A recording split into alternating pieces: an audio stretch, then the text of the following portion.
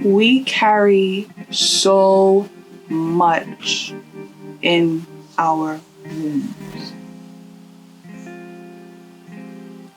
As women, we need to allow ourselves to release. We've been taught that we need to keep emotions bottled up, and we are taught that anger and sadness is something that is supposed to be hidden. So in today's video, we're discussing how to heal our wounds. Zine? Now, men, feel free to watch this video, but I'm strictly talking to women today. The first thing I want to say is, on this journey of healing your womb, it takes time and it takes patience, okay? It doesn't happen overnight, because we're always gonna have our womb, right? If you have illness within your womb, that means the problem isn't happening just now. That comes with any illness or disease. Anything that you see happening now with your body, whether it be a toothache, whether it be a pain in a joint, or any ailment of the body, or dis-ease of the body, it's something that's accumulated over time, and some things can be fixed, but because we treat our body so badly over the years, some things are just so adapted to us and ourselves that it becomes a normality. So here is a few things that can help you along your journey of healing your womb. The first thing I would say is get informed on how to help yourself heal your womb. I want to start by saying I was never taught about womb healing. I never heard any female counterparts talk about womb healing or how to treat your womb and all those good things about your womb. Only thing I was taught about was the shedding of the uterus that happens every month for women, which is your period, your menstruation. I was never taught in depth that your menstrual cycle is connected to the moon cycle and how you can you don't need a calendar to measure ovulation because it's naturally appearing and it's happening to you. You know, I was never taught these things. So this is a video for the younger me that I wish someone had told me. So let's start by nutrition and how it affects the womb. Nutrition and how it affects the womb is sugar, salt. Sugar and salt are your enemies. Alright? Sugar dries out cells, muscle cells. We need muscles to help with contracting. We need muscles to help us release poop. We need muscles to help us shed the lining of our uterus. And sugar dehydrates every cell in our body, and sugar diminishes melanin. So when I mean sugar, I don't mean acute like sugar like, oh yes, white sugar and stuff like that, bleached sugar. Anything bleached is not good for you. But sugar like artificial sweeteners, syrup,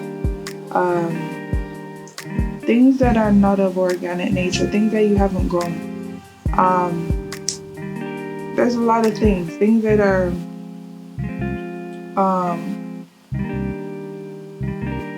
you're gonna see on the ingredients. If you look at the back of the ingredients, you see if you see artificial sweeteners, they have those things.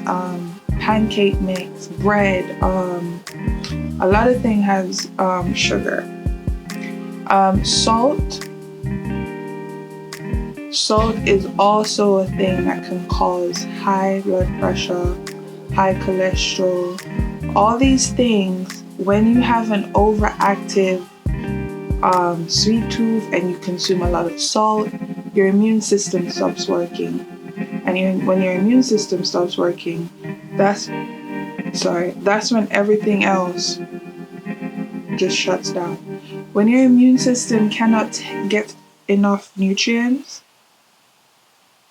it goes on holiday. And your immune system is your stomach and your immune system all help in your womb develop your womb working overall, because your womb is you as a womb man. That's why we're called a womb man, because we have the womb. That's basically our whole makeup. So if you're mistreating your womb, you're going against yourself as a woman. You understand? Now, your gut is the biggest thing, the biggest contributor to what's going on in the rest of your body. Us consuming cow's milk, are we baby cows? No, we're not. Us consuming pasta is sugar. When pasta is digested, it's just like consuming alcohol. Consuming alcohol dries up your muscles. So you're doing all these things, living this hot girl life, drinking all this. Don't make the stallion fool you, okay?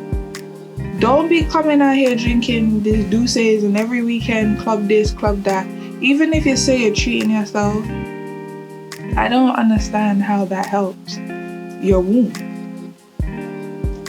And the thing she raps about is also sexual. Well, anyway. So yeah, sugar and salt don't help the womb. Let's talk about relationships and the womb. Your sexual partners play a big role in your womb. Let's talk to the entrance of the womb, which is our vagina, right? Our vagina is an entrance to the womb, your temple, right? The vagina is already slightly acidic, right? And then men's sperm is alkaline. Some men's diet are so poor that their sperm becomes acidic. So if your partner is not having an alkaline diet, his sperm isn't going to be alkaline. So say you're having sex with people who's having acidic sperm and you have a slightly acidic vagina. Your pH is supposed to be like mid-level, but more leaning to the, like touching the alkaline scale, but you still have that little slight acidic, because our organs are inside our body. So they need to allow things to come out when it doesn't serve us. So you having partners who is mistreating you should throw them away. Like, disregard them, just get rid of them. Because what happens is not only is this person giving you dis-ease, carrying spiritual discomfort to you and your womb, right? Having these people up inside you can make you depressed. These toxic people can make you depressed. And men too. Like, if you have women who, well, I'm talking about womb, so I'm not even gonna go into that. You have these men who are insecure within themselves, right? And the feeling they have is passed through you. So if you find yourself after you've had sex and you feel drained, you're not doing yourself any justice whatsoever. And you can't put the blame on that person, because you know what's going on. You can feel it. If you sit down quiet and actually listen to what your body is saying, listen to what your womb is saying, because your womb, she's smart. She is so smart, okay? Your womb knows way more than you do. Your DNA is ages years old, okay? Ages. It goes back to dynasties. It goes back to all kinds of eras in the time. Like, you think this is just your womb just came and then it just magically just nice and everything, and no. Our generation before, no, our womb coming like say there for a long time. You understand? So I'm gonna give you some questions and how to assist yourself in healing your womb. Now, I'm gonna use my handy book. I myself am getting into the discipline. I bought this book, Sacred Woman by Queen Afua. This book here, it helps. This book is a first step into assisting you. Thumbnail. This book is in the first step in assisting women into healing their women, especially Black women. Okay? And Queen Afua is basically going back to the latest time that we had written and proof of how women took care of their woman. My camera cut off. So sorry about that. Is this recording? Record. But yeah, this is the first, like, it's just it dates back to the Egyptian times, basically. So yeah, this is the first step to know anything about anything before that. And then you can get books on nutrition, you can go wild and do all kinds of stuff. But first few questions you can ask yourself is, ask your womb about her physical condition. I want you to talk to your womb, whether it's intrinsic or outside of yourself. Have you touched your womb or felt your womb outside of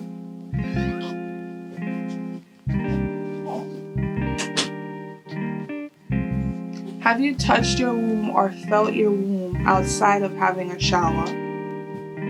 Because some women haven't even got used to their vagina and their womb. Once you've done that, what do you feel about your womb? How does it make you feel? Because a lot of people have been through trauma through the womb. Women have been raped, women have been used, women have been exploited, you know, women don't feel love. All of those emotions are trapped there. All of those emotions that you felt abused and all of those things get trapped there. And if you don't release these things, it reflects your life. And then once you start reflecting your brain and your womb work coherently. Okay? So this question is going to be like a big question. When you touch your vagina, how does your vagina smell? Okay?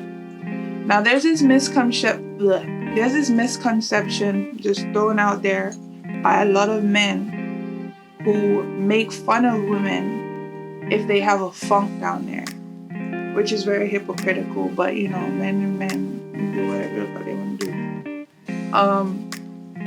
But if your vagina has a potent smell, even after you've showered, that means your womb is crying for your attention. Okay? Another note briefly. Every woman has a scent. Okay? There's no vagina out there that smells like roses and flowers and all that shit. You using douches strips your vagina of all the good bacteria it needs. Remember I said earlier in the video that your vagina is slightly acidic? Right. Use soaps that do not have fragrances because your vagina cleans itself. And as I said, it's the entranceway to your womb. So everything you put on your skin goes there. So this can affect your pH. And once your pH is affected, it would affect the smell of your vagina because it has to come out somewhere. Okay? Another thing is probiotics help. Spirulina is a probiotic. Eating leafy greens can help you too. You can't just eat pineapple and expect that your vagina is gonna smell good. It don't make sense. If you've had diseases of the womb, ask yourself and figure out what these diseases are. Do not just run to these European doctors because you don't know what. Find out the information of why your womb is like this. Yeast infection is caused when there's excess yeast. There's always yeast in our body. With anything, there's a kilter. You do too much of this, you're gonna have the yeast infection. You do less of this, you're gonna have a yeast infection. The key is to keep a balance of the yeast. You eating excess yeast that it is in bread and stuff does not help. Because if you notice with bread, when you eat bread and you put it in water, just take a piece of bread and put it in water, the water swells the bread up. Imagine what it's doing in your stomach. That's why you're always constipated. That's why some of you angry, because you're full of shit. Zine? Alright. I want you to also evaluate your friend group, because you'll be in a friend group and they can talk about everything but what's good for them. Evaluate every female you have and see and talk about this. See if they are comfortable with this conversation. And if they're not comfortable, get used to talking about it. Because we can talk about everything else but us and our vagina and our womb. We can talk about everything else but that. Okay? And I want you to sit down and reflect. After you've done that, you write down how you feel with the people you've encountered with, like sexually. Every feeling, if it feels bad or it feels wrong, take a moment alone by yourself in a room, somewhere, in your car. If you have free time somewhere, just sit down and write a letter to your womb and say to the womb how you felt at that time. If you've been abused, if you just didn't feel right, allowing someone to access your womb,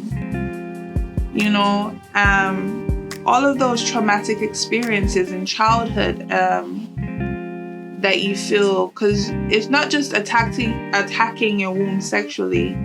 There's a lot, like when men say certain things to women, that feeling gets trapped in the womb. If you're in a relationship and someone is emotionally abusive, that feeling gets trapped in the womb also. So all those things that made you feel like, that gut feeling, and even write down the things after you've wrote down the icky things that make you feel some type of way. Yeah. You write down the things that make you feel good as well. So yeah, once you've done this, release. Allow yourself to feel, because once you felt all those feelings, you're aware of what your womb needs to be now. You're aware of what you need. So yeah, once you take accountability, that's the first step into healing, right? And remember, this book helps, okay? It's called Sacred Woman by Queen Afua. This is like the first step in healing. And Black women, we need to heal our wombs for ourselves, for our children, for our next generation. Okay? Yeah. So I hope you enjoyed this content. I really need to figure out how I'm gonna end these videos. But yeah. I'll see you in the next one. Bye.